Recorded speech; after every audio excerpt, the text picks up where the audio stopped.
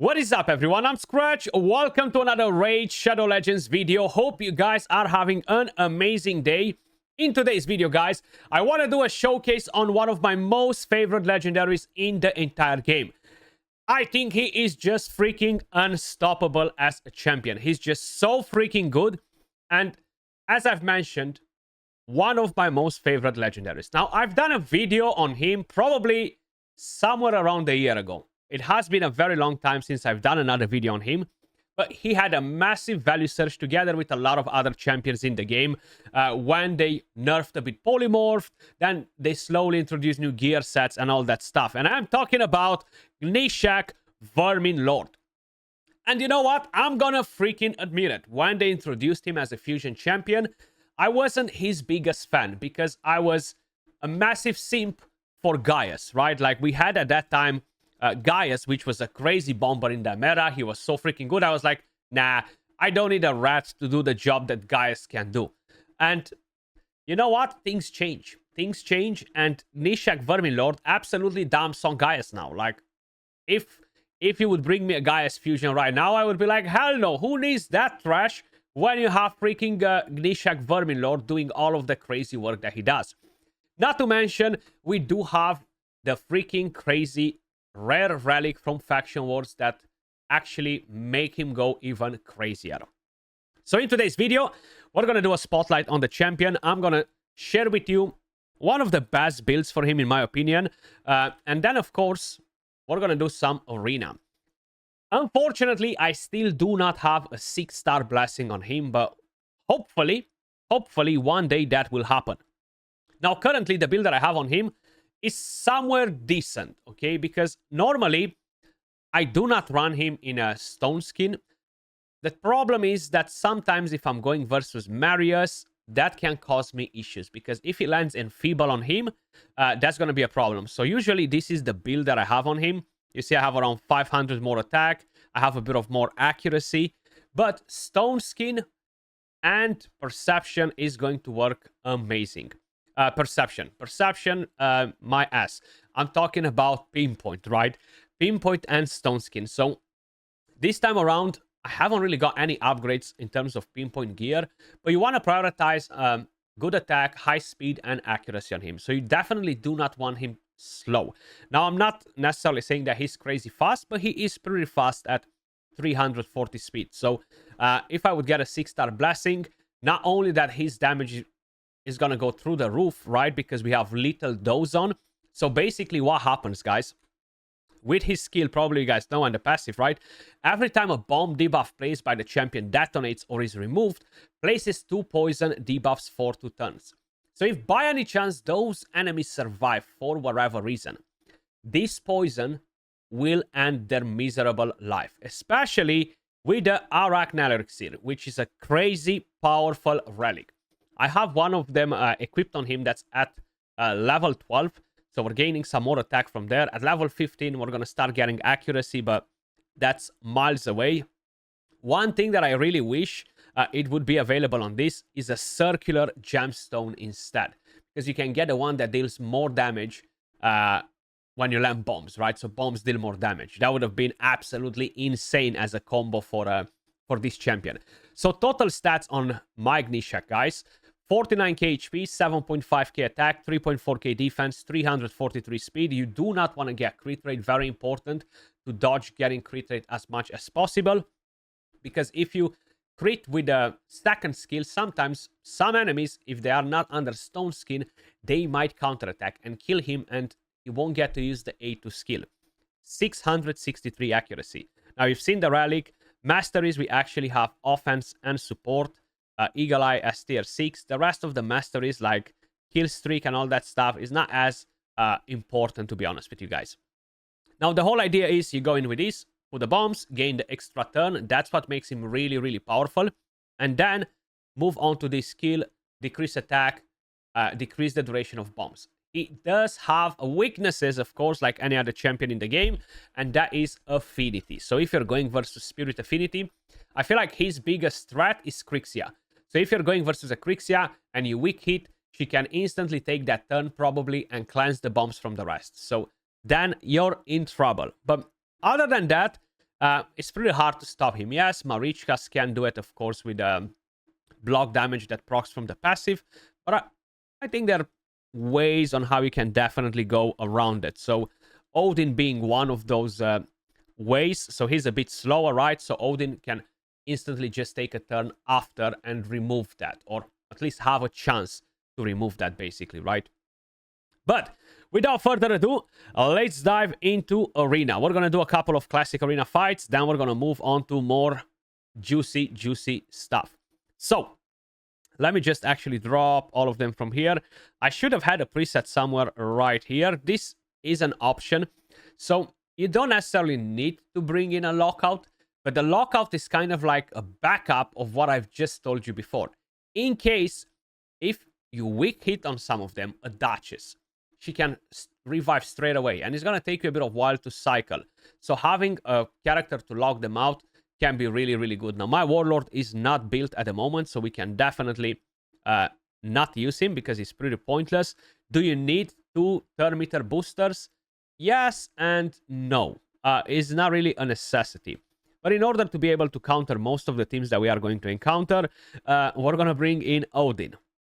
Odin Faefather. So Odin will remove the block damage if needed or stuff like that. The whole idea is you kind of do not want to remove the stone skin from the enemies, right?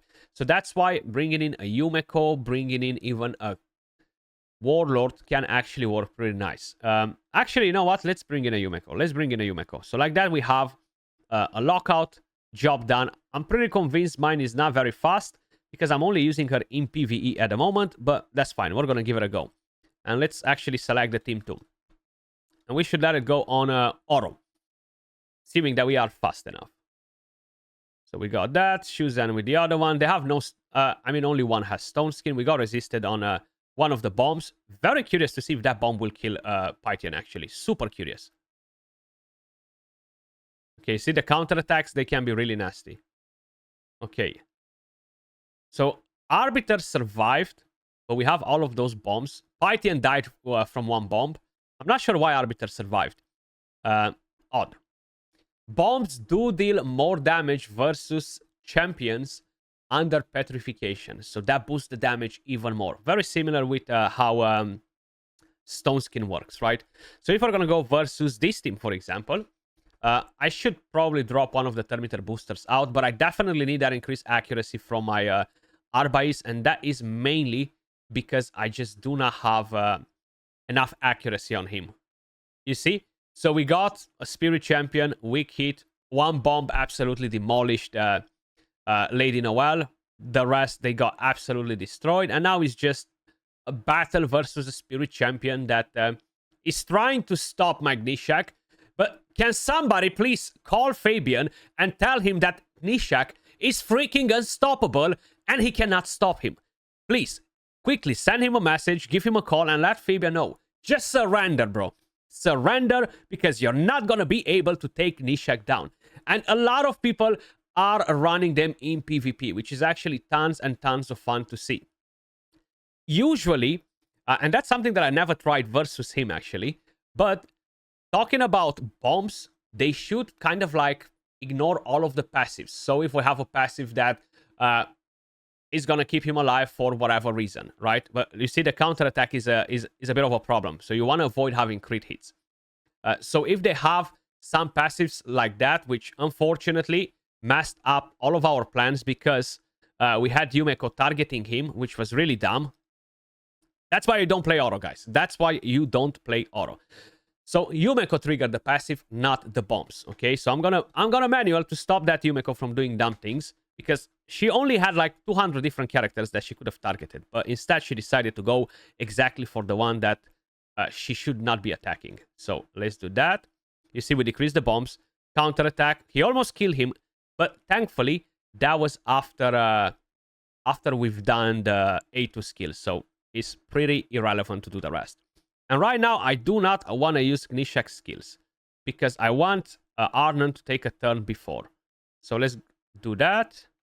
Okay, he's dead, not a problem. We're going to put a revive on that. One down. Arnon, are you going to die today? Can you please die today? One down. You see, the passive, even if it procs, the bombs instantly wipe him. So it's interesting to see that the passive even attempted to proc, because usually, like if we're talking about champions like Siegfried, right? That block damage does not proc from the passive. He just dies. Nice, on the other hand, he of course metamorphs, but the poisons usually end his miserable life. And we're going to see that probably in live arena, where we're going to encounter slightly stronger opponents. We just had a reset yesterday. And yes, I'm not really grinding classic arena because it's kind of pointless at the moment. Very curious to see when they're introducing the new changes, how that will play out. So if we're going to go versus... Not this one, because they're going to burn me. They're going to burn me and make me suffer. Let's go to live arena. Let's go to live arena. Forget about classic arena, because we want to find something a bit more interesting, more entertaining. And right here, we are definitely able to do so. Let me know in the comments down below, how hardcore are you guys pushing the live arena seasons? Are you grinding them like a madman, or you couldn't care less about them? At the moment, I'm extremely busy. Etheria Restart, Dragonair Silent Gods, the Godforge Alpha, which I've been slacking on, and I definitely need to crack on it. So I really do not have time to just grind live arena in here, you know. It could be fun, but unfortunately, we have no time. So we're going to bring in Mr. Armans, try and bait them to ban him. So we have very nice God, okay. Or at least, I guess that's what he tried to... You see, we got a nice, perfect... We got a Shuzan that we're going to have to instantly kick out of there. I'm going to have to bring in... I only have one Thermeter booster built at the moment. So I'm going to be in deep trouble. So we're going to bring one, and hopefully I'm going to scare him with a Galatir or something else. Who knows? I do need to bring in 2 damage dealers now. So let's see how fast he's going to be as well. Because it all depends what other champions he's bringing in here. But I really want to show him versus that Nice. Like, it's the perfect example. So we have a Marius, we have an Arbiter. As long as he's not bringing in a lockout champion, we should be Gucci. So let's do that. And where is my freaking Gnishak? It's a shame that he picked Shuzando. Because I would have picked her instead of Galatir. But hey, it is what it is. I actually do not have a different Thermeter booster built at the moment. Yeah, so he's gonna screw me over here. He's gonna ban my Arbais, and he's probably going to increase the cooldowns of all of my skills with him. So this might not be the best showcase for Gnishak, because he took my Thermeter. Oh, okay. Whew. I think we good. I think we are good. Let's see. So we do have Fabian in there. Did you guys call him to tell him that it's no point to try and fight Gnishak, because it's just not going to work good for him? Hopefully you guys did, because I think he needs that. I think he needs somebody to let him know. Even though you're strong affinity, bro, chill. So we have Stone Skin there. No Stone Skin on the rest. We are faster, thankfully. Because they have no Stone Skin, I'm just going to try to control them. It feels like a no-brainer, right? So I'm going to do that. No point to do that either, but I'll do it, because why not?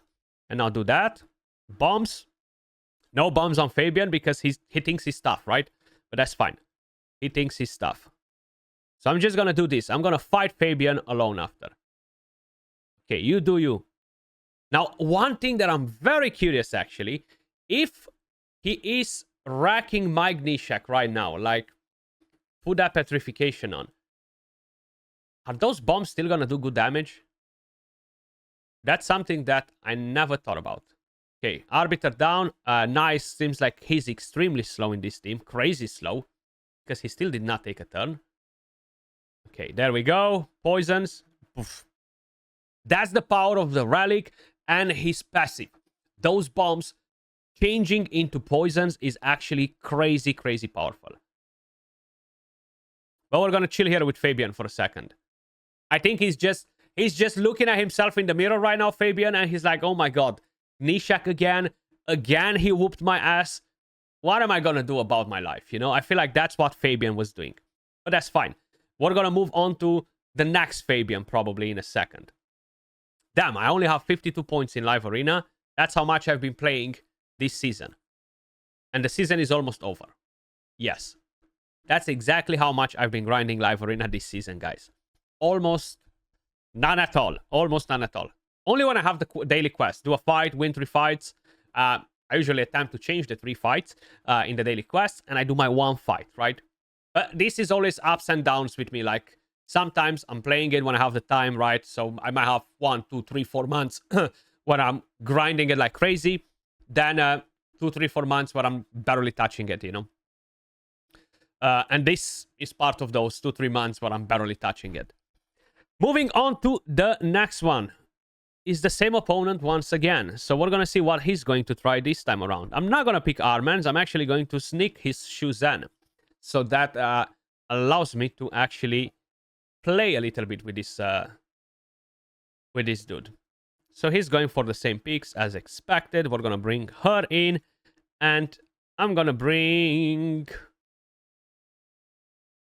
Do I need him in? I don't need him in. We already know he doesn't have Stone Skin. So why not bring Armans? Let's make his life miserable. We're going to bring Armans. Confirm game, please. Hello? There we go. Now, is he going to try to steal my damage dealers? That's a completely different story. We're going to have to wait and see if he's going to try to play some mind games with me. Seems like he's going for Carnage, so he's bringing in another Spirit champion. He's going for Yumeko in the attempt to lock him up. It could potentially work.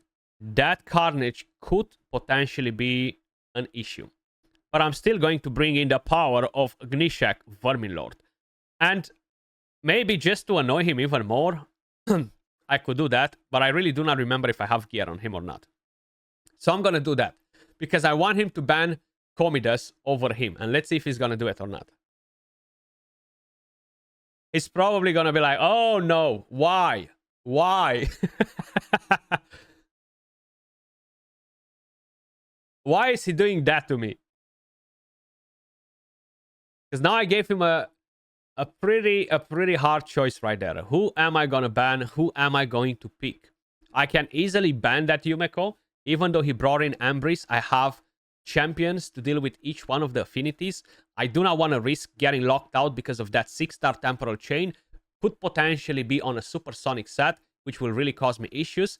He's going for Shuzan out, which is actually good because she is slower on my account than my Arba is at the moment. So that maybe will allow us to deal with all of these affinities now.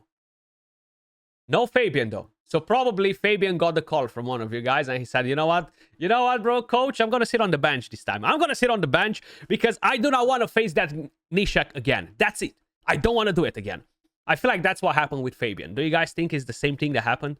So we are faster. And of course, Arbiter is going to bring me all of that Thermeter because she doesn't need it.